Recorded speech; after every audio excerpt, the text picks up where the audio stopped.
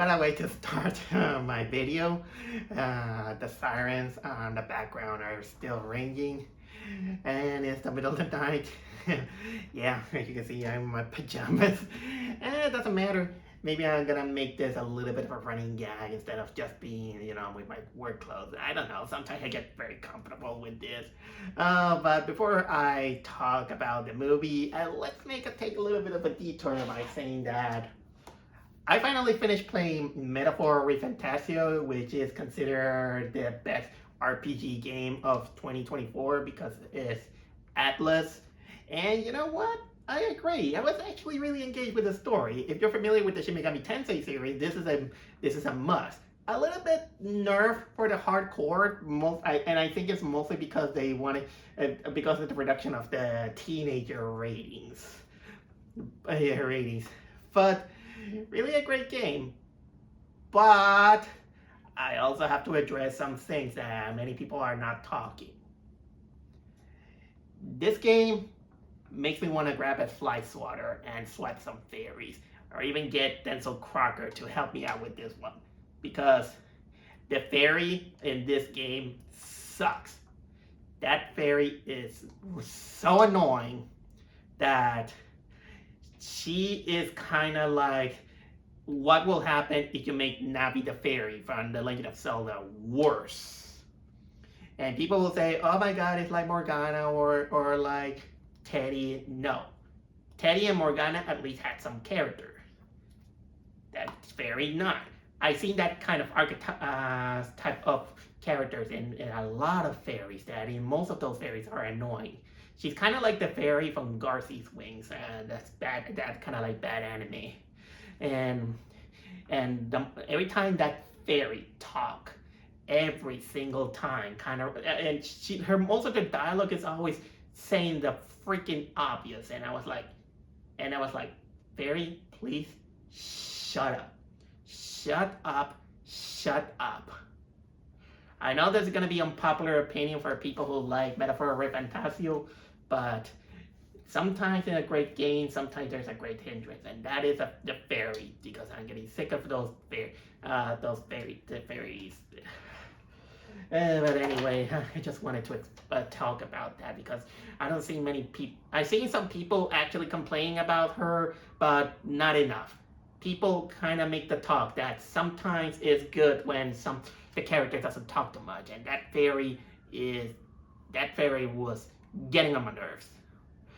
But speaking of love and a little bit of disdain, if you know me, I'm not a big fan of February, because February is not, how can I say, it always awakens kind of like my grumpy side for the most part.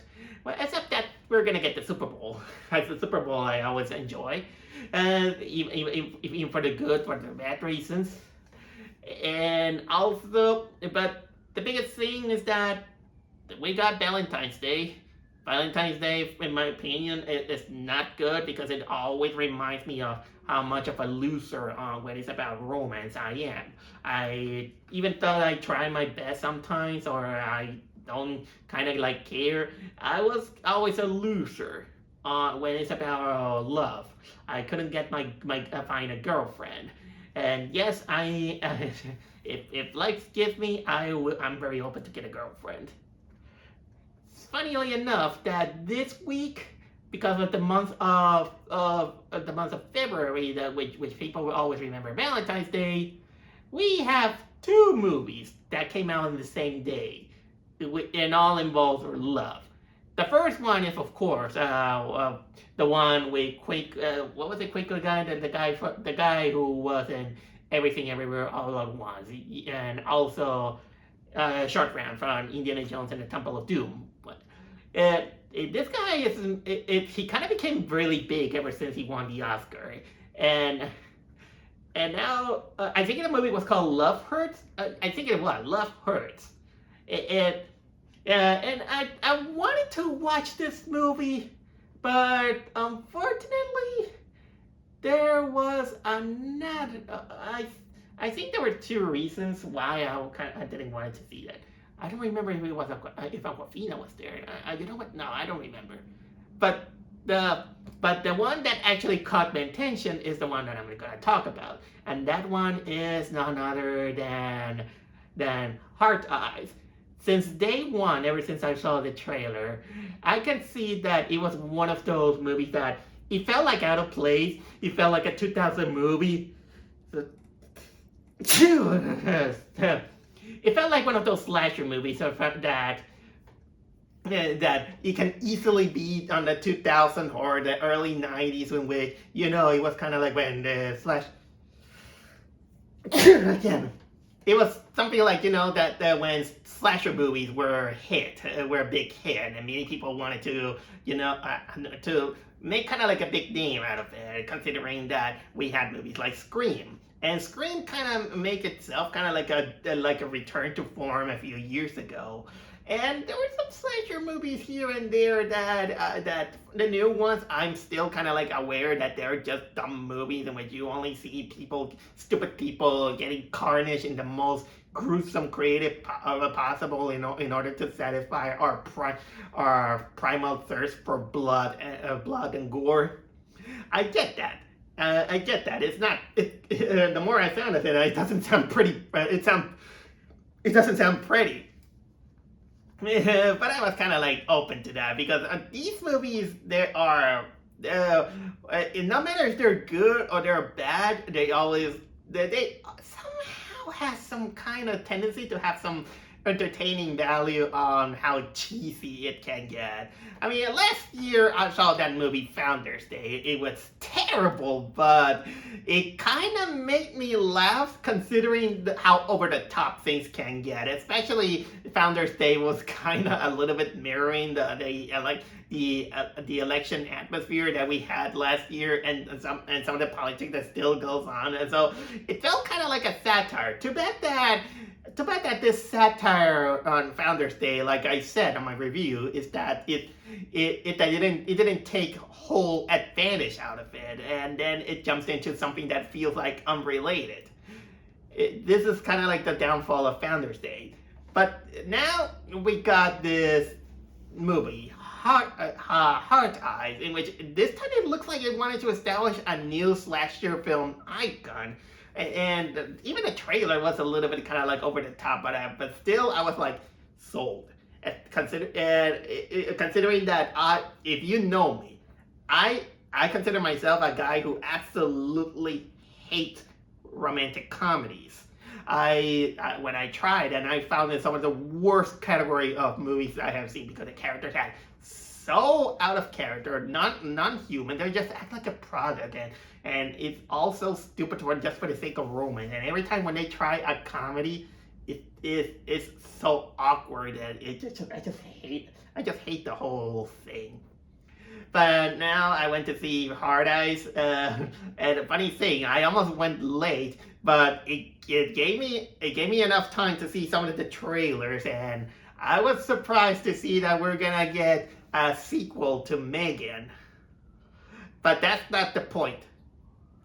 I finally saw it, and people, Hard Eyes is really gonna grow your heart inside if you're looking for something dumb and stupid, but still kind of like a bloody gut fun time, because my God, it's not a great movie in itself, but if you're really on kind of like in this mood, this movie is hilarious. I had a ton of fun with that movie. It's so cheesy and aware of its own thing that for a person who hates rom-coms, this was the best rom-com comedy that I have ever seen. And it's mostly because it satirizes the whole thing. It is a satire of romantic comedy. It's just that they add a slasher killer in it, and boy, that is, a lot of the things is just laughably cheesy and so over the top that it's kind of self-aware for what it is, and just go on with it. And yes, the kills, and there are kills, there's blood, and I think that if this thing endures, maybe we're gonna get a real new slasher icon. Because I will say that the killer looks recognizable.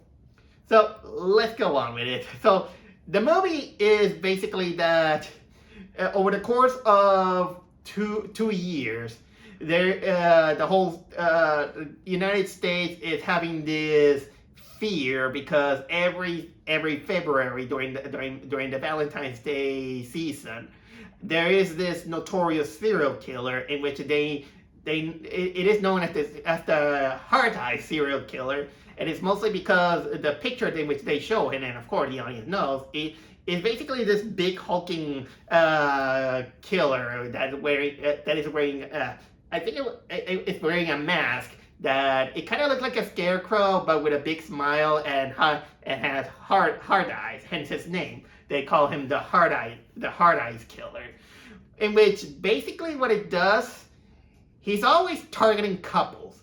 He targets couple, kills them gruesomely, and of course along the way it also kills anyone who is trying to defend, who is in the way. So nobody is safe, and it's been doing for kind of like 2 years in different cities. And then of course we cut to the current setting, which is Seattle. And then we meet our main character. What was her name? I'm gonna see my IMDb. We got our main character, who's named Allie. She's played by Olivia Holt. She is this woman who she's kind of always under pressure and kind of like she's not into love and anything, especially because she's kind of always busy on her publicity campaign job. And then she meets she meets this hunky guy, a very handsome, what was the name of the guy? No, Mason Gooding. Mason Gooding. Yeah. He's what was the name of the guy? Well, Mason Gooding is the actor.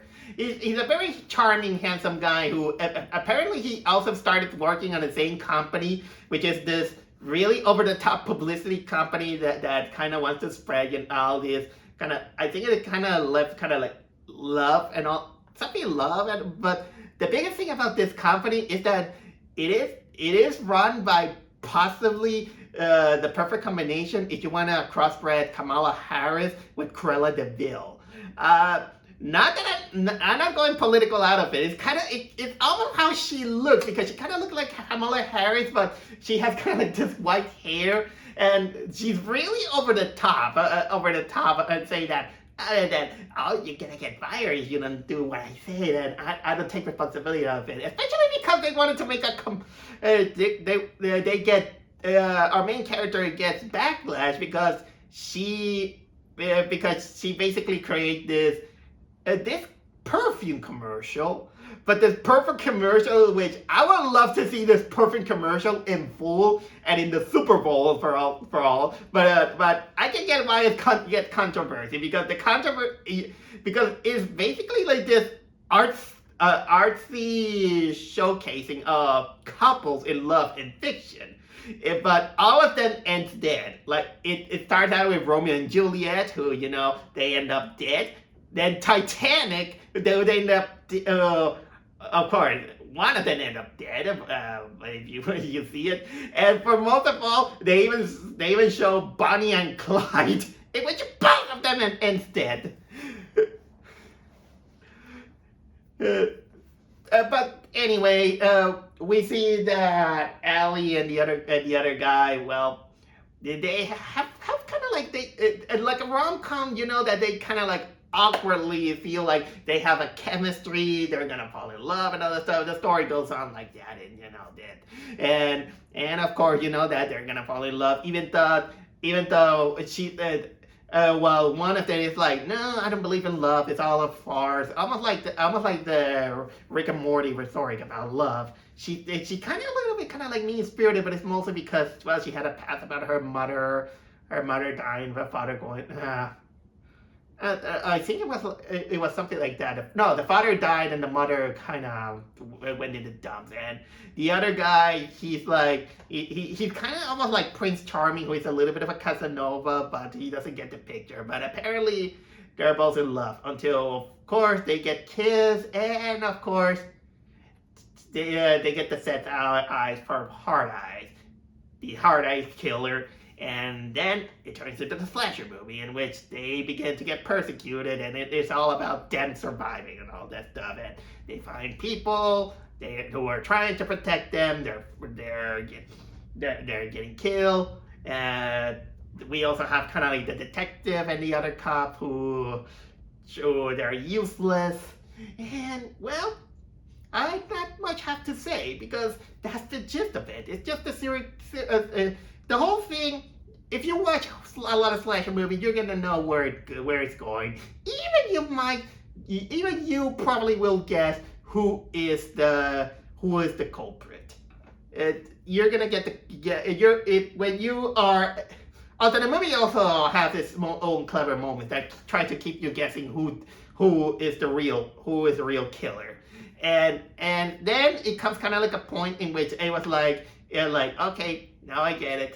And it's pretty obvious that you're gonna see which is which. There are some moments in which you think that there are some scenes missing here or there, but whatever it is. Now let me talk a little bit about the character, because let me tell you that for the most part, as cheesy as the acting and some of the over the top moments that they have, they actually do their job corresponding on what the kind of movie it wanted to be. Olivia Holt. Olivia Holt, she really does an interesting job on that. And I kind of like a little bit the arc of this character, in which she basically wants to be the kind of like no nonsense. She doesn't believe in love because, well, she has kind of like her ups and downs. And she had a girlfriend that she broke, and then when a guy comes in which apparently has some interest in her, and you kind of know that she's kind of like they're meant to be. Oh yeah, but she also has a little bit of this kind of like annoying hipster kind of personality, because she's kind of like the kind of person who wants to be aware of her surroundings. This is why instead of using straws from supermarkets, she always carries kind of like this metal straw. I want to know if those metal straws still exist. They exist. As for the character Mason Gooding, he's pretty much kind of he's basically kind of like a wimpy man, but he's not exactly kind of like the kind of guy who's gonna say, oh, he's not manly, but it's more kind of like the Casanova guy. In a way, I will say that he's mostly like Pepe Le Pew, but he's not that much of a Casanova, let's say. But he's just kind of like the charming guy that he just tries to charm. He's really good. Both characters are, of course, really, really good looking. And well, when the chips goes on, this is where they have kind of like their challenges. As for the chemistry, I must admit that they do have chemistry. Those two characters do work on the chemistry as much as I don't want to admit, considering that it's basically a rom-com that just got mixed up with a slasher film. Maybe kind of like being the one that hates rom-coms. But there's kind of like a third wheel of a character. Is a character who is played by Jordana Brewster, who is basically the main character's best friend. And she's while she doesn't do too much on the movie, she's almost like, yeah, go get it, girl, while still acting like a total diva. She sometimes comes up a little bit some of the funny mummies, I'll say.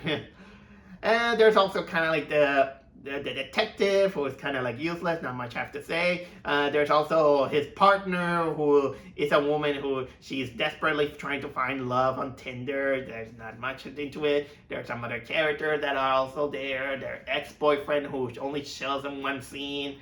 The people who are, of course, not. They are in the chopping block. And of course, the biggest thing of the movie, the killer. The Hard Eyes killer, like I said, I really liked his modus operandus, in which it's just kind of like somehow you feel like it's probably kind of like a jealous killer. He's big. Of course, he's big. He's so powerful that he basically talents of Jason Voorhees. So it's basically Jason Voorhees with a different mask and with hard eyes that they can even glow in the dark when it wants to go on dark areas. And I don't think that is scary, but its modus operandus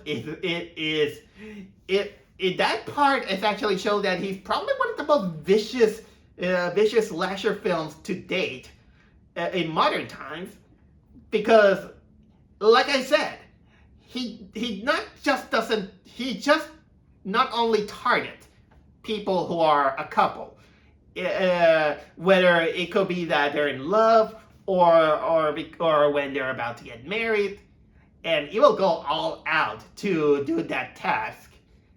Even, like I say, it even kills people that is on the way. It doesn't matter if it's a trespasser or anything. He just kills them. There's kind of like a moment where there's kind of like a rampage and he's looking for someone and he just kills someone at random. He's like, hey, what are you doing there? And well, he does have his weapon of choice. He is always carrying a machete, but he also goes in the long distance by shooting arrows, like a Cupid. So this is why sometimes in my head I always think that it is Cupid Elmer Fudd. And that goes a little bit with cinematography, in which not much. I will say that it is basic filmmaking. It doesn't do much. The camera works well in all these things. There's no shaky camera, which I will say. Nothing much kind of like special that you're gonna see on a slasher horror, but I will say that yes, the kills and the gore and the blood, there is an abundance of that. Some of those people, they get killed really viciously, and even I will say the first kills is gory. The first kill is savage and very bloody. Especially, I got one character in which, I'm not gonna say specifically what it is, but people with claustrophobia are gonna have nightmares about the way it gets killed. And of course, there are some other kills that they get to it. And well, this is where I also now I'm gonna jump a little bit. I will say the negative part of the movie, in which is pretty up. For example, like I said, the predictability of the movie kind of kills it off. Sometimes you get kind of like hits that is like, here it is, and then it shows up kind of like a little bit out of nowhere. It's almost like the movie feels like it's gonna be long, but you know what? This is a 2-hour movie that, well, it already has this runtime. Sometimes you feel like there's some missing scenes, and I'm pretty curious that is gonna get there. And of course, it is a little bit with stupidity that you're gonna see from rom-com. I thought I'm gonna give it credit that the real rom-coms have worse comedy than this one. But in this one, actually, it earns itself because it is kind of like self-aware of what it's doing, and there's, of course, there's some brief kind of like moments of stupidity, here and there. And also, I will say that sometimes the movie tries a little bit too hard, in which 2 or 3 times it wanted to give you kind of like a jump scare. It's not horribly bad, but you know that sometimes these cheap jump scares can be a little bit abusive, because they just wanted to do it. Like, for example, there's a jump scare that involves a champagne bottle open up, or sometimes when a character is kind of like grabbing the a United States flag to use it as a spear, and then nothing happened, and then boo, where are you doing? Where are you doing? But sometimes some of the scares, I will say, that are few in between were kind of like effective. But again, it's mostly a little bit of it's something that you might tolerate here and there, but nothing much, nothing less. But I do want to talk about a little bit of the ending, but I don't want to spoil too much, I'll say. But there is the ending the ending can get a little bit cringy when they finally realize about the modus operandus of the killer, the heart. But there's some clever moments that I kind of appreciate that the movie has. But anyway, I think I just want to blurt it out and I want to talk about it. But for that, you know what? I'll give it a very, very Valentine's spoiler moment. Heart. I'd like to give it a heart into it. So here goes. How the movie ends is actually it kind of almost gets a little bit clever, but it wanted to go the extra mile, in which when the couple finally kind of gets the ridiculous courage on confronting the killer, because they say that if they don't stop him, he's gonna kill more. They finally kill off the heart killer, the heart ice killer, and when they unmask him, they find that he's a nobody. It's just a guy. Nobody knows what it is. They don't know who it is and all this stuff. But then the things get suspicious when the female cop comes, in which she was injured during the hard ice assault on the police department, in which it kills the detective in charge, and it hurts his partner. And then I say, hey, I'm gonna carry your boyfriend here. And then, of course, the main character is like, you know what? Maybe love is something. I'm gonna see him at the airport. She finds out he's not there. She gets a phone call, and then we finally finds out that who the killer is. Actually, the killer is 3 people. Obviously, it was the cop who she was looking for. She was actually looking for people she wants to fall in love with. You know, that love-struck cop and all that stuff. But if you kind of see it, and if you're kind of a little bit clever or experienced enough, you're gonna put the pieces of saying that yeah, she's probably the killer, but that will not explain how she's gonna be so big and strong for that. Well, here's the explanation. Like I said, it's actually 3 people. She's one of the masterminds.